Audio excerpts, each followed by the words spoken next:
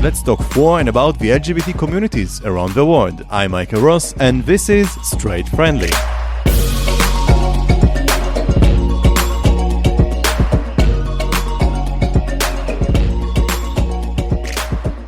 Hi everyone. In the previous episode, we were talking about creating LGBT plus and straight-friendly global content. If you haven't listened to the previous episode, I would recommend first to start with the previous episode. Together with Jonathan. Hey Jonathan. Hi Michael. We were talking about creating LGBT plus and straight-friendly global content, reflecting on some of the amazing episodes we recorded and published this year.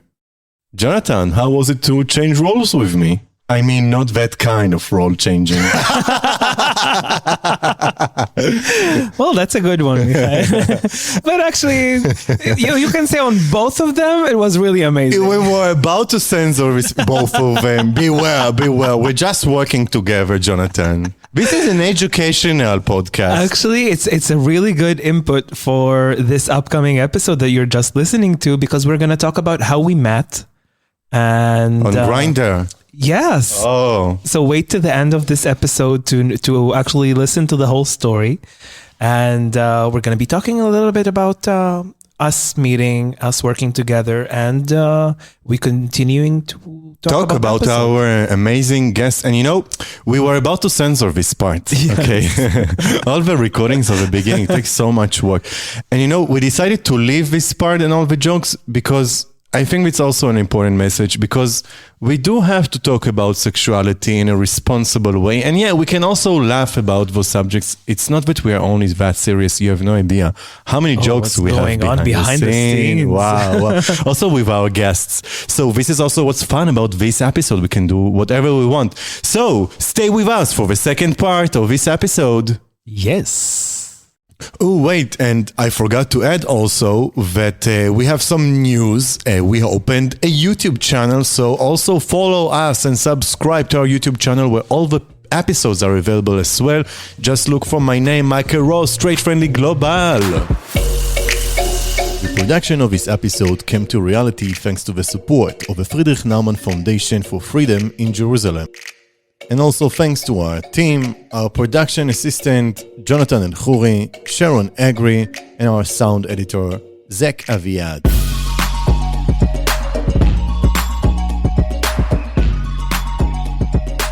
You mentioned, you gave the example of hotel workers that make sure that their guests are welcomed, whether they're gay or not, or whether they're heterosexual, whether they're cheating on their wife. Because we had that. I used to work in a hotel. And I remember that one of the first things that I ever faced, they knew that I was gay.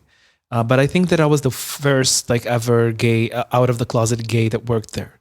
But suddenly there was a couple who came, two men who came to the hotel. And one of the receptionists there but they didn't ask for separated beds. Should I ask them if they want separated beds? Because then I will move them to a different room. And I was like, no, you will not ask this question. If they're a couple, you will make them uncomfortable by asking them this question. And by them saying, no, we don't want separated beds. We want one bed so we could sleep together. And that was something that it really changed a little bit. Although it's a really small thing, but it changed a lot. And it takes me to the next part of this episode. We talked about your personal life a little bit in the first part, and this second part, I wanted to talk more about businesses and about gay initiatives. And in one of the amazing episodes that you're recording this year, it was about the transgenders in the high-tech sector. And you interviewed Bianca Lewis. Yes. Bianca Lewis. You interviewed Bianca Lewis about it. And she said an amazing thing that I thought that we couldn't just pass by it. And I want us to listen to it. So just before we'll move to that part, if I can add, can I? Yes, of course. It's your podcast. About that thing that you said, that experience that you had as a receptionist. I also, by the way, in the past worked as a receptionist while I was doing my first degree. So I really know what you're talking about. And I think that there's some term which is really important. And this term, and it's perfect that the next audio would be about Bianca and being transgender in the business sector. There is some term, in Hebrew it's called dysphoria migdarit. I would guess that in Hebrew it's... gender dysphoria. Yes, gender dysphoria. For the listeners who don't know what it means, I'm not sure that I'm the best person to explain what it is. But generally, imagine a situation in which you, as a transgender woman, for instance, and you just got to know new people, new colleagues, or friends of friends, or whatever. And one of the first questions can be, so did you do an operation? But, which is super, super personal. It also affected one of my favorite categories in voguing culture. It's called Kanti, where people basically, it's demonstrative. And, or when transgender people have to choose between which toilets to use, if there's a label of female and male, and this kind of lots of confrontations that they have in their daily lives. And this term of dysphoria, I think that for us as LGBT people who are not transgender, I think for us it's supposed to be a bit easier to understand some of the daily pain that transgender people have to go through because of that dysphoria. And I think that we really should also learn from the transgender discourse about dysphoria, because that situation that you mentioned of a couple that arrives to a hotel and has to confront with themselves, are we going to be asked, or should we ask or not? And it's just one example out of many. And I think that maybe it's not gender, but this is, in my opinion, definitely some other kind of dysphoria. And I'm not saying for whom it's more difficult or less difficult. We started talking about acknowledging the pain. Yeah. And I think that this is a very strong pain that many of us, the LGBT people, have, or also people who are related to us, parents that their kids came outside of the closet. So we definitely, and this is just one example of how a lot of my inspiration comes, thanks to the transgender discourse. So dysphoria. So this is an amazing plug to listen to Bella and to Bianca. To Bianca. Let's just listen to hit Bianca. the button. I don't really know what it's like not to be trans in the business world. So I can give the challenges as well. Shachar said before the break is that it's part of your identity, it's part of who you are. But the first thing that jumps through many people's mind is being gay is about who you sleep with in the bedroom. Being trans is a step behind that. Being trans is the first thing that people ask you, well, have you had the operation? That's not part of the identity. That's not part of who you are. And quite honestly, it's nobody's business anyway. Unless you're in a relationship with somebody, why would that even be relevant? So what's it like being trans in the workplace? I would say largely misunderstood. And there's a massive difference between people that you're open with, because often they are very accepting, but that's not often the real picture that happens behind the back. And I would say being a trans, everything that another person would have to do to advance their career, a trans person would have to do 50 times better if they were open about what they're doing. And it's really as simple as that. And that leads me to your creation of basically a business that is straight friendly. It's not gay friendly as you'd expect it to be, but it's coarse. It's major thing being made by the LGBTQ plus community for straight people and for the LGBTQ community. So what made you, like, did you see it yourself in the business sector where you had it before and you wanted to make a platform that is more about it? Oh, wow. There are so many layers in this topic. I started saying in this recording about my experience with working with minorities. Mm-hmm. And what I found out that being an LGBT is exactly like being a minority. We are a minority with all the things that come with it. For instance, what is called minority stress. Mm-hmm. Now, if you both an LGBT minority and also another kind of minority, for instance, people of color, so it adds more stress. It makes it way more difficult to find job, for instance, and you are facing much more discrimination. Plus, of course, that inside that what is called the LGBT community, there are the minorities within the LGBT minority. Yep.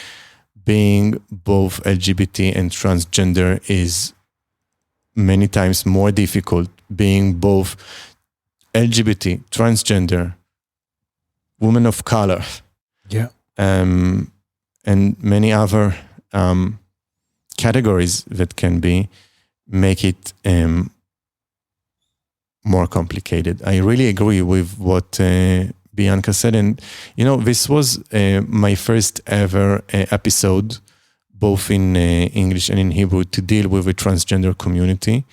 And it was important for me that the first time that we do something about the transgender people would not be the stigma that we usually think of, like, weakness, mm-hmm. or operations or hormones or prostitution, which are also some parts of, the daily life for some of the people and the obstacles that they are facing with. But for me, talking about empowering and connecting people, it was really important that the first transgender guest that we will bring would be someone that can be a role model for us. And this is why I wanted to interview specifically Bianca. And I think it was an amazing interview. You should, all of our listeners now, if you didn't listen to that episode, you should go and search it. Please do.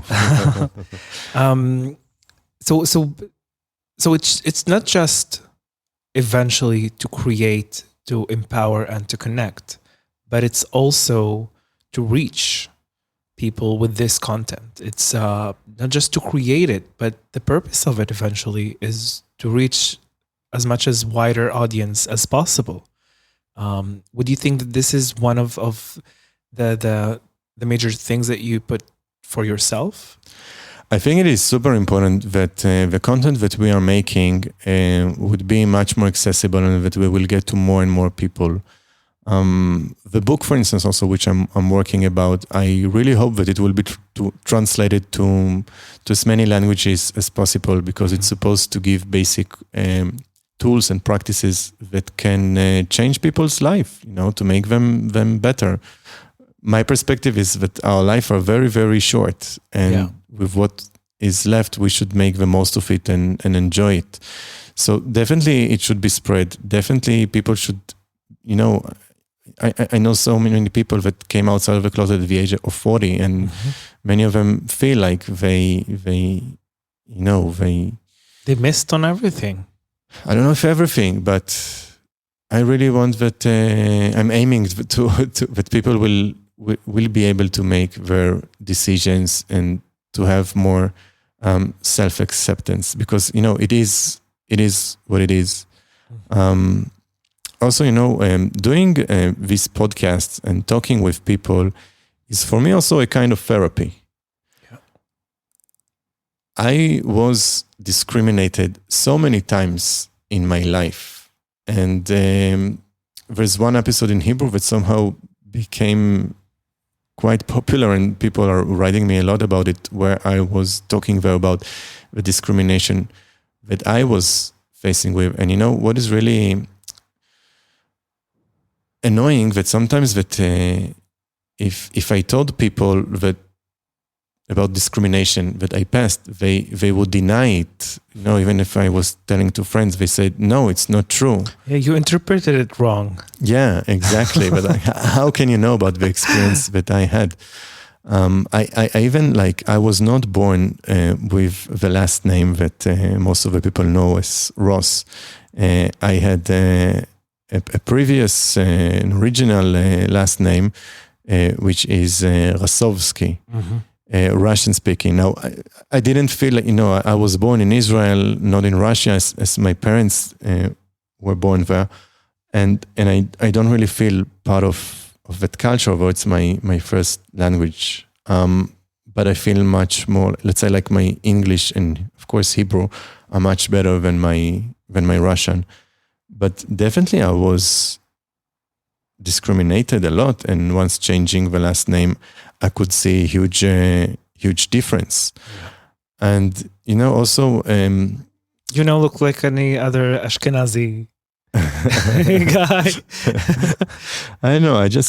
You pass. Yeah, probably. It's sometimes it has, but I was during the army.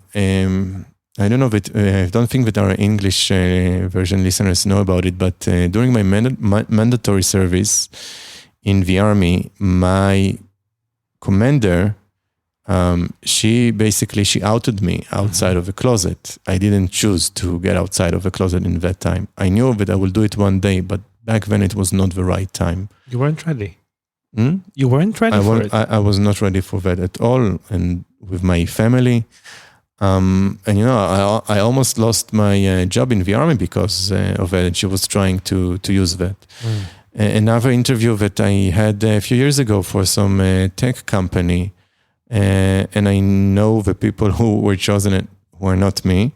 And during the interview, the CEO of that company said me, you're really fitting. You really, I know that you can do this job so good, but there's some gentle thing about you.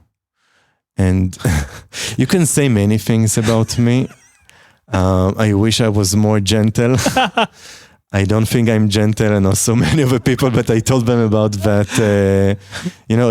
At least he was, brave or stupid enough to say to me directly. But I think that even, it seems like the tech industry is so open-minded, but also there, I had that experience. And I say, as you said, that I pass. Yeah. My look is passing. I'm sort of white with black hair. Not that black hair. Not that hair anymore. Yeah. Things that happening at the age of 30. We were talking a lot now. Let's move to the other part.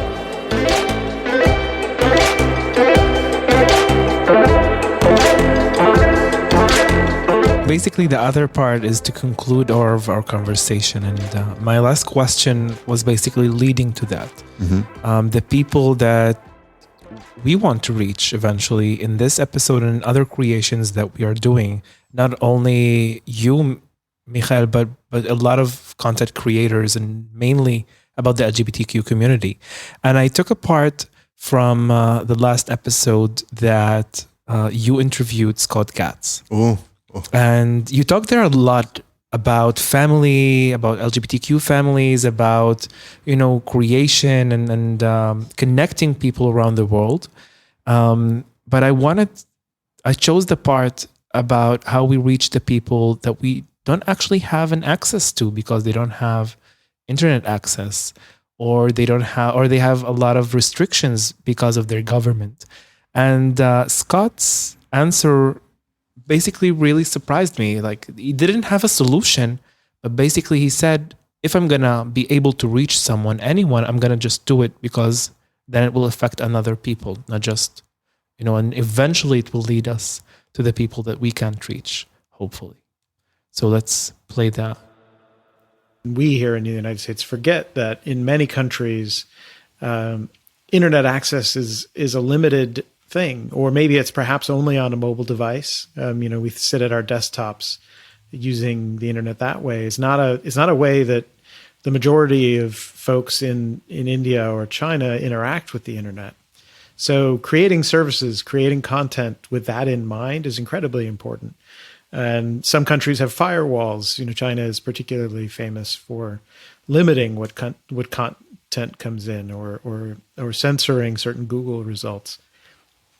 So there are challenges with how do we get the word out. But the first and foremost is that most people do have access. The people that have internet access will have access to information, and that is the first place to start. And I think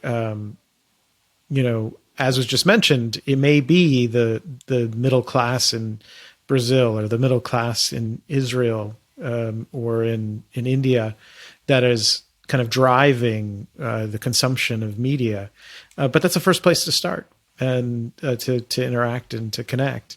But don't assume that you reach everyone. And I think especially we talked earlier about NGOs, they know more than anyone else that you can't rely on this as a means to connect with people.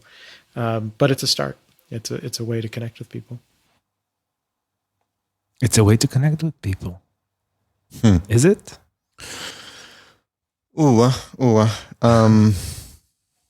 We're just gonna have a 2 hours episode, by the way.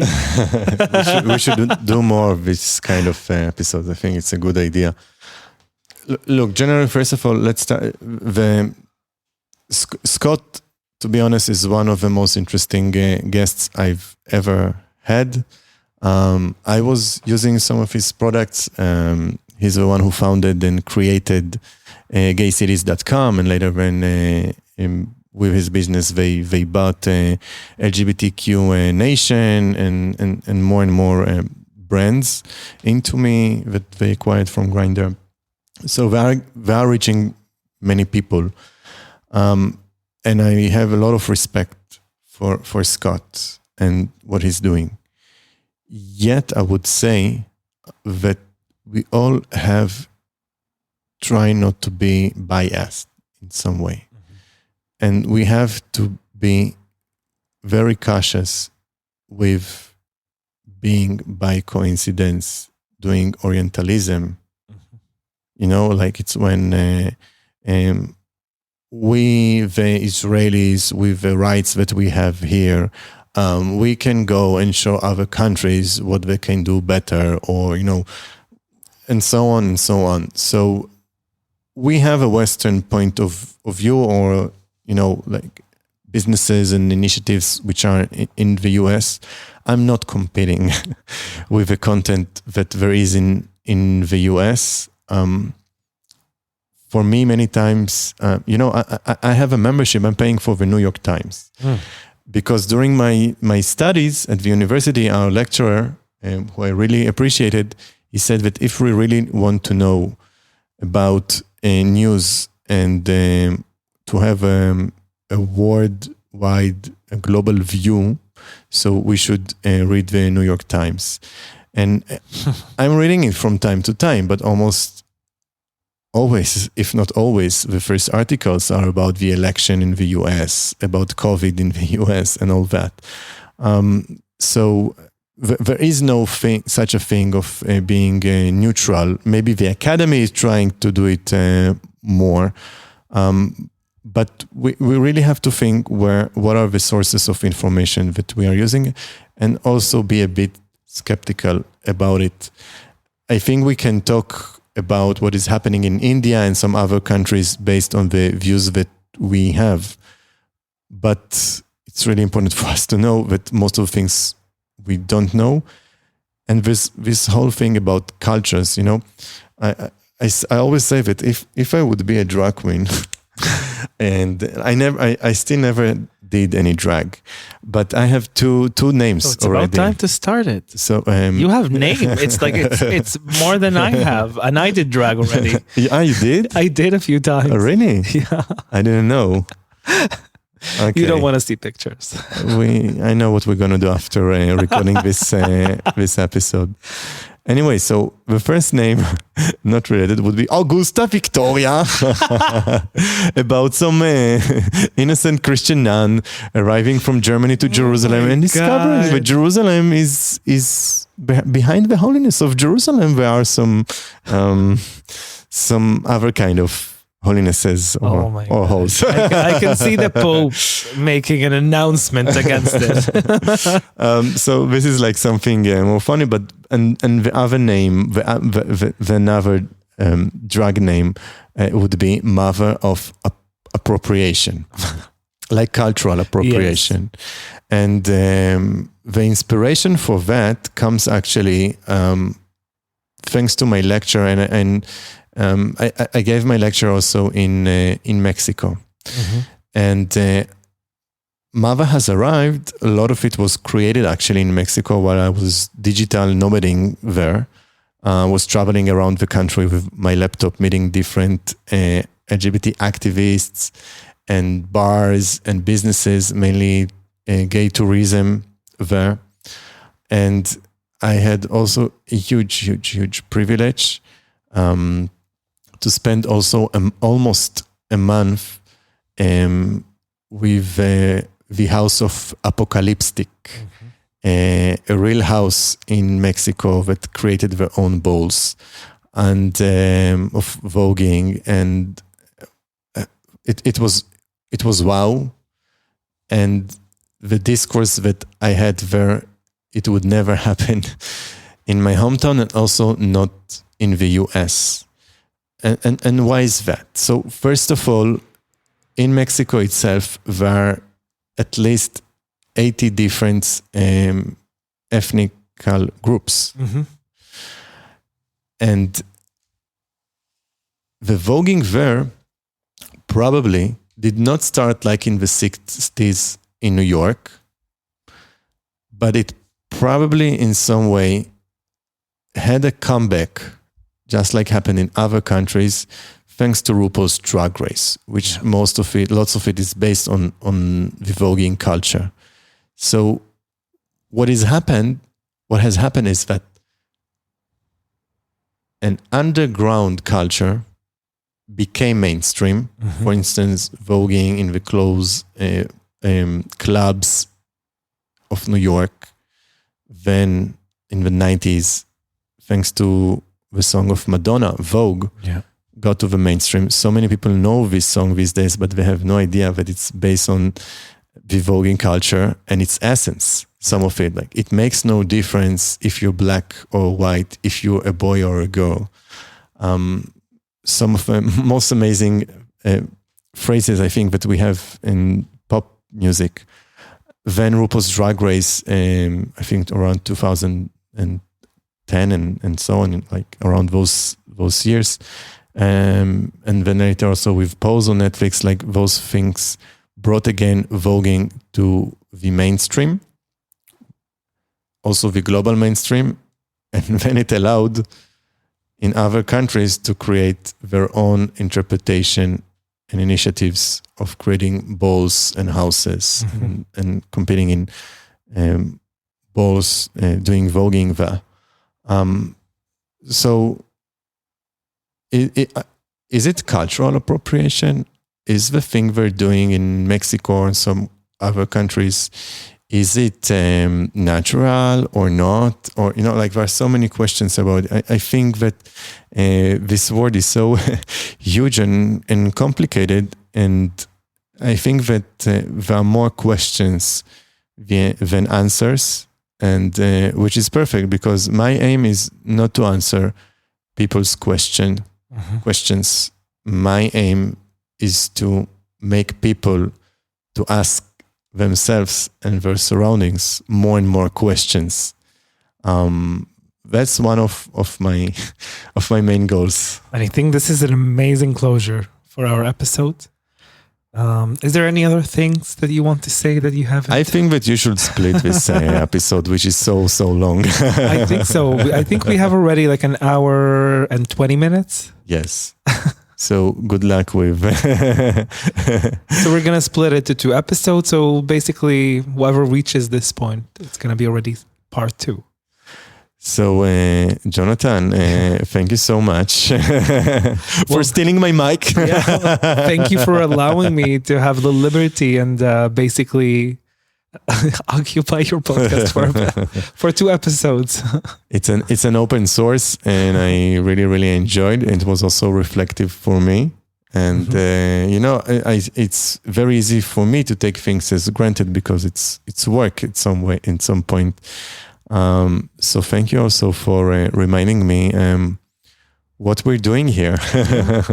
Yeah, that's the reason for this is to have a conclusion of the last year of 2021's creations and to start fresh with new vibes and new energy for 2022. Oh, what are we gonna do in 2022? Ooh, stay tuned.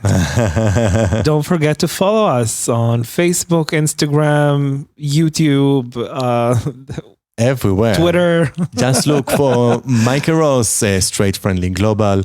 Huge thanks to you, Jonathan Elkhoury. And you know what? Maybe you should do it. Wait, now we need to say how we met. Oh, shit. We promised. This time, we're not going to leave it. Okay, go for it. So I was living for a while in Naharia. In my hometown. Your hometown.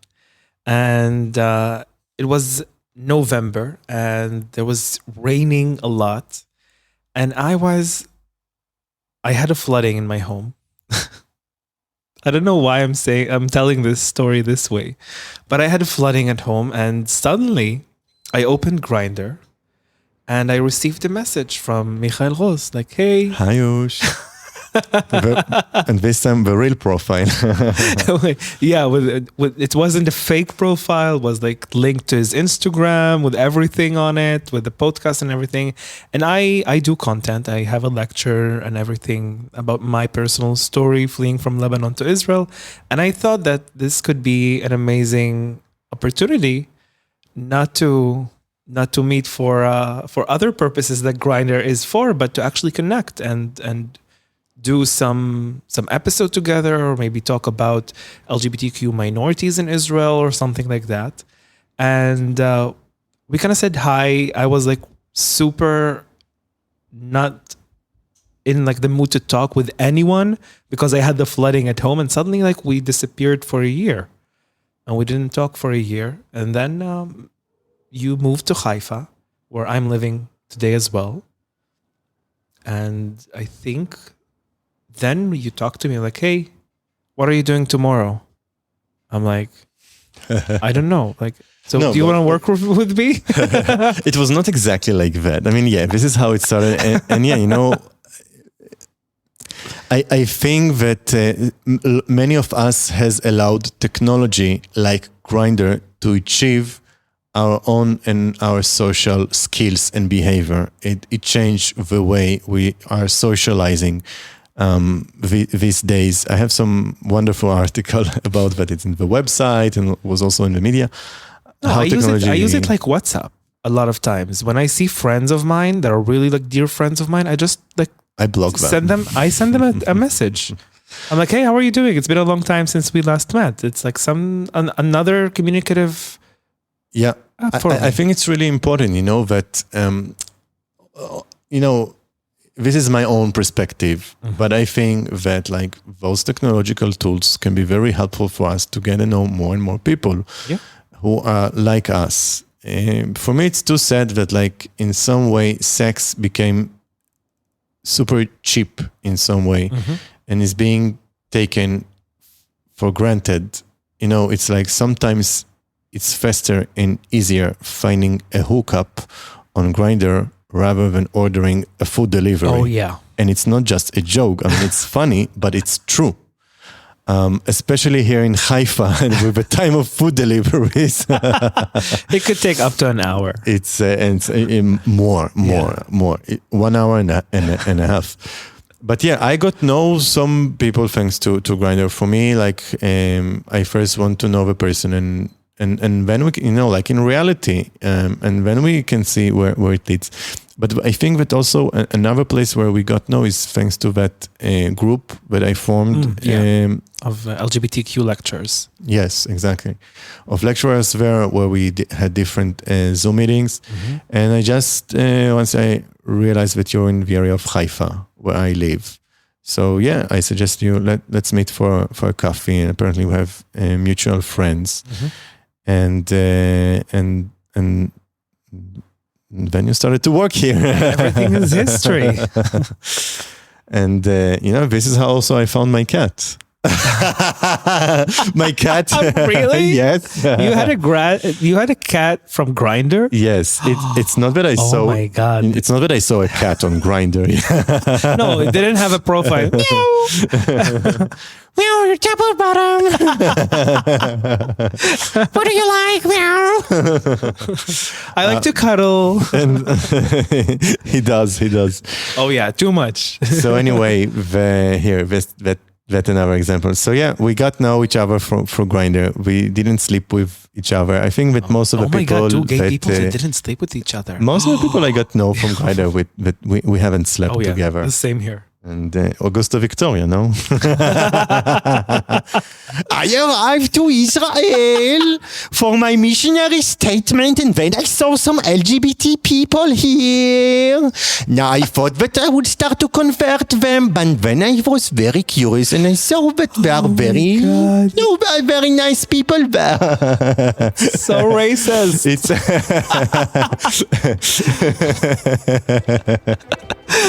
Oh my God. I think we should end it because otherwise we will be cancelled. So, goodbye and thank you very much, Jonathan. Yeah, thank you for allowing me to do this, and thank you for being an amazing interviewee. Bye. This was another episode of Straight Friendly Global.